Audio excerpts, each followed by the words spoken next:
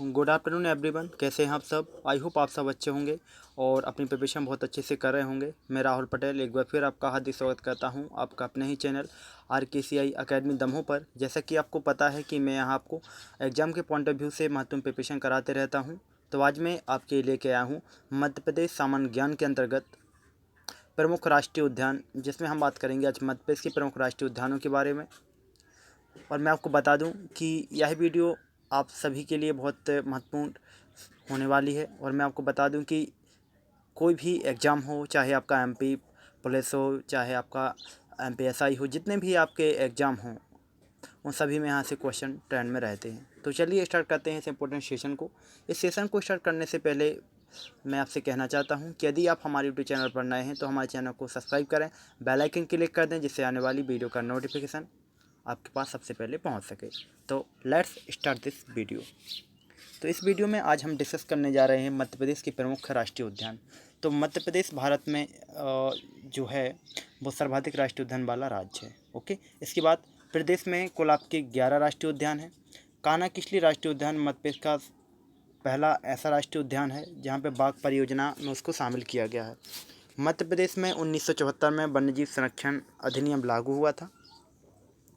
मध्य प्रदेश में सर्वाधिक बाघ वाला जो कान्हा किसली राष्ट्रीय उद्यान है एवं बाघों का सर्वाधिक घनत्व यहाँ पर इसमें पाया जाता है। ओके, इसके बाद इसमें थोड़ा सा और बताया गया है कि मध्य प्रदेश के राष्ट्रीय उद्यान एवं अभ्यारण्य में चीतल सर्वाधिक संख्या में पाए जाने वाला क्या होता है, एक जानवर है।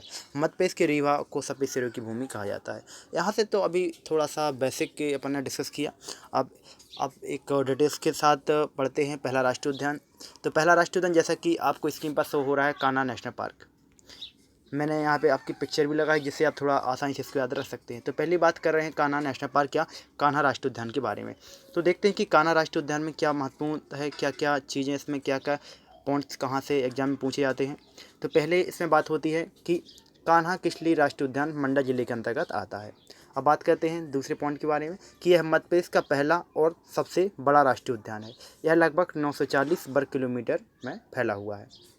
कान्हा किसली राष्ट्रीय उद्यान को 1933 में अभ्यारण्य एवं 1955 में से नेशनल पार्क घोषित किया गया था।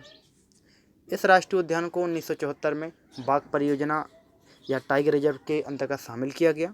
कान्हा किसली राष्ट्रीय जो इसकी क्या है प्रमुख विशेषता यह है कि यहाँ पर हालो घाटी तथा बंजर घाटी प्रमुख क्या है दर्शनीय स्थल है।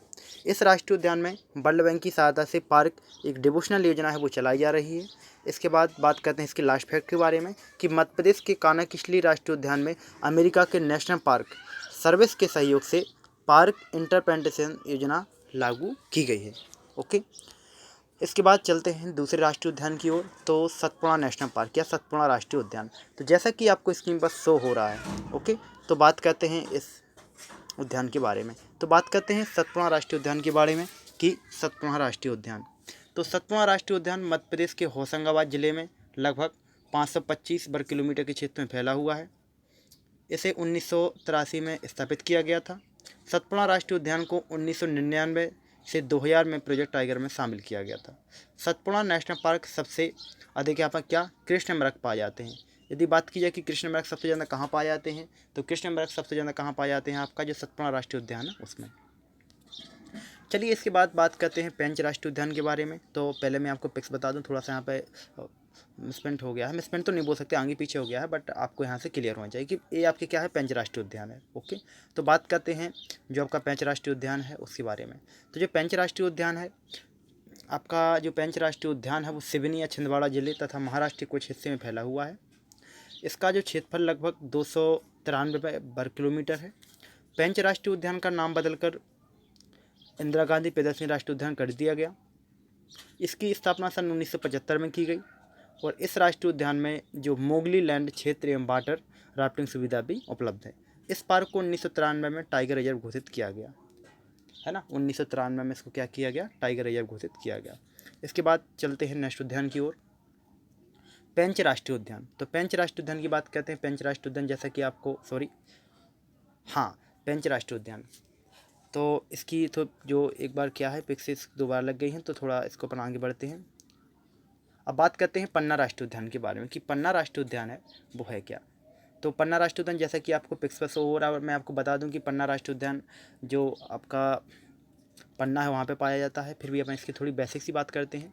तो पन्ना राष्ट्रीय उद्यान मध्य प्रदेश के बुंदेलखंड का क्षेत्र जो है पन्ना एवं छतरपुर में फैला हुआ है। इसका जो क्षेत्रफल है वो 543 वर्ग किलोमीटर है। इस राष्ट्रीय उद्यान की स्थापना 1981 में हुई तथा इसे 1984 में बाघ परियोजना में शामिल किया गया। ओके, इसके बाद चलते हैं हम नेक्स्ट उद्यान की ओर, माधव या माधव नेशनल पार्क या माधव राष्ट्रीय उद्यान। तो बात करते हैं माधव राष्ट्रीय उद्यान के बारे में, जैसा कि आपको पिक्स में दिख रहा है। तो इसमें इसके फैक्ट के बारे में बात करते हैं। सबसे पहला फैक्ट है कि माधव जो राष्ट्रीय उद्यान की स्थापना 1958 में की गई थी। यह राष्ट्रीय उद्यान शिवपुरी जिले में स्थित है। तो तथा इसका जो क्षेत्रफल है वो 337 वर्ग किलोमीटर तक फैला हुआ है। इस राष्ट्रीय उद्यान से जो राष्ट्रीय राजमार्ग है NH3 आगरा मुंबई गुजरता है। ये यहाँ पे एक महत्वपूर्ण फैक्ट है कि जो आपका माधव राष्ट्रीय उद्यान है, यहाँ से आपका जो NH3 है आगरा मुंबई का राष्ट्रीय राजमार्ग, वो यहाँ से गुजरता है। और माधव राष्ट्रीय उद्यान में एक पहाड़ी शिखर पर जॉर्ज कैसल नामक एक भव्य भवन बना हुआ है। यहाँ से भी कभी कभी एग्जाम में क्वेश्चन आपसे पूछ लिया जाता है। ओके, इसके बाद चलते हैं नेक्स्ट जो आपका जीवाश्म राष्ट्रीय उद्यान है, जिसको आपका फासिल नेशनल पार्क भी कहा जाता है। इसके बारे में तो जीवाश्म राष्ट्रीय उद्यान की बात करते हैं कि जीवाश्म राष्ट्रीय उद्यान क्या है। तो जीवाश्म राष्ट्रीय उद्यान जो आपका है वो मंडला जिले में स्थित है। ओके, इस राष्ट्रीय उद्यान की स्थापना 1968 में की गई।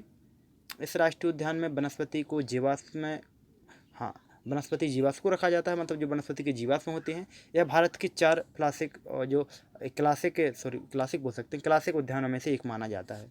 यह मध्य प्रदेश का सबसे छोटा राष्ट्रीय उद्यान है, जिसका क्षेत्रफल 0.27 वर्ग किलोमीटर। क्योंकि यहाँ पे क्या होता है, किसी भी पशु या वनस्पति को नहीं रखा जाता, उनके जीवाश्म को रखा जाता है ना। जैसा आपको नाम से भी क्लियर हो रहा होगा कि जीवाश्म राष्ट्रीय उद्यान। ओके, इसके बाद चलते हैं नेक्स्ट जो आज का आपका लास्ट राष्ट्रीय उद्यान है, बांधागौर राष्ट्रीय उद्यान, और बहुत महत्वपूर्ण राष्ट्रीय उद्यान है। ओके, तो बात करते हैं बांधागौर राष्ट्रीय उद्यान के बारे में। तो आपका जो बांधागौर राष्ट्रीय उद्यान है, मैं आपको बता दूं, बांधागौर राष्ट्रीय उद्यान उमरिया जिले शहडोल में स्थित है। इसका क्षेत्रफल लगभग 437 वर्ग किलोमीटर तक फैला हुआ है। बांधागौर राष्ट्रीय उद्यान की स्थापना 1968 में की गई थी। 1 मिनट, इसकी स्थापना 1968 में की गई थी। इसके बाद इसे 1993 में जो बाघ परियोजना है उसमें शामिल किया गया है ना। और बाघों का जो सर्वाधिक घनत्व है वो यहाँ पर कितना है, 1 बाघ प्रति 8 वर्ग किलोमीटर। यहाँ पे क्या होता है कि आपके प्रति 8 वर्ग किलोमीटर में 1 बाघ पाया जाता है। ओके, इसके बाद जो लास्ट फैक्ट है इसको मैं थोड़ा यहीं से ऐसे ही बता देता हूँ बिना उसके पेंसिल के। यह राष्ट्रीय उद्यान लगभग 32 पहाड़ियों से घिरा हुआ है। बहुत महत्वपूर्ण फैक्ट है कि यह जो राष्ट्रीय उद्यान है वो 32 पहाड़ियों से घिरा हुआ है। उस पर सतपुड़ा राष्ट्रीय उद्यान में और क्या सफ़ेद शेर पाए जाते हैं। जी, आपको याद रखना बहुत ज़रूरी है। ओके, तो आज हमने आपके साथ डिस्कस किया और प्रमुख राष्ट्रीय उद्यान जो आपके सभी एग्जाम में पूछे जाते हैं। तो आई होप कि आपको यह राष्ट्रीय उद्यान पसंद आए हों। यदि आपको यह सेशन पसंद आता है तो इस सेशन को लाइक करें, शेयर करें अपने दोस्तों के साथ, और ऐसे ही इंटरेस्टिंग वीडियो पाने के लिए आप हमारे चैनल RKCI दमोह को सब्सक्राइब कर सकते हैं और उसको बेल आइकन क्लिक कर दें, जिससे आने वाली वीडियो का नोटिफिकेशन आपके पास सबसे पहले पहुंच सके। आप हमसे टेलीग्राम चैनल या व्हाट्सअप ग्रुप से भी जुड़ सकते हैं। इसकी लिंक हम आपको डिस्क्रिप्शन बॉक्स में प्रोवाइड करा देंगे। तो मिलते हैं आने वाली वीडियो में। जब तक के लिए जय Hind. Thank you very much. Thanks for watching this video.